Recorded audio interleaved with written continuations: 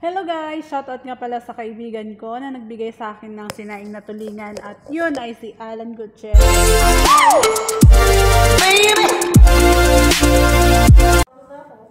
Sarap naman yan. Ang tawag nito? Sinaing na tulingan. Kain tayo ba? Sure ka? Baka nahiya ka lang. Baka nahiya ka lang. Hindi, medyo sa mga aking ano. Sarap naman tong ulam. Ano kanina? Yan guys, ulam namin. Sagad mo kasi kanina. Kumain ka ulit kaya. Hindi na. Dito may lagyan tinig mo para kaya.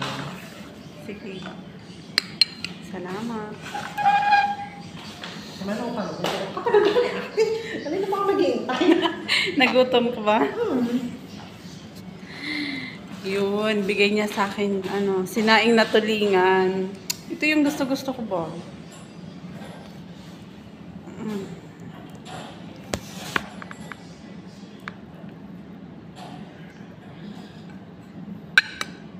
Balon ta day, balon ta, kaunta.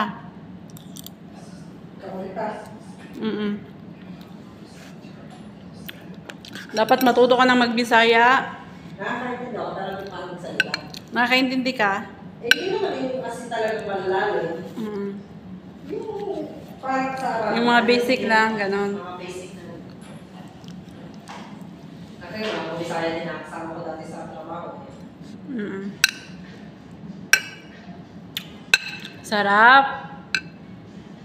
Basta talaga na kilala. Kaon. Kaon. Dili. Dili ko. Di ba? Ang dami mo na pala natutunan na Bisaya.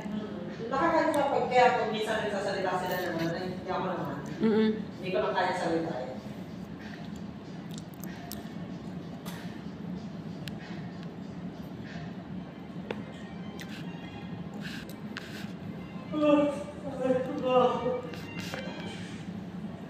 Ang isa ka parang tinulog ko kahapon. Wala akong tinulog ko gabi.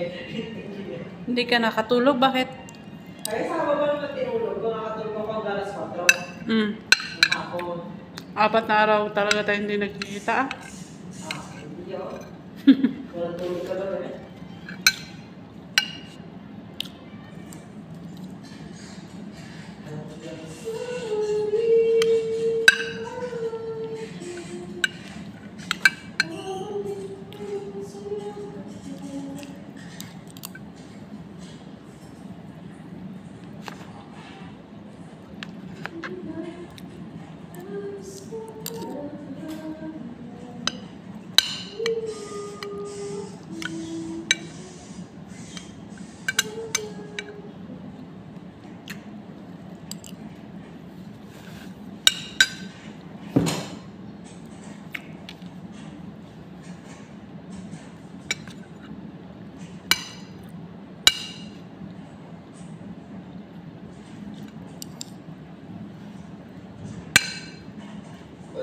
So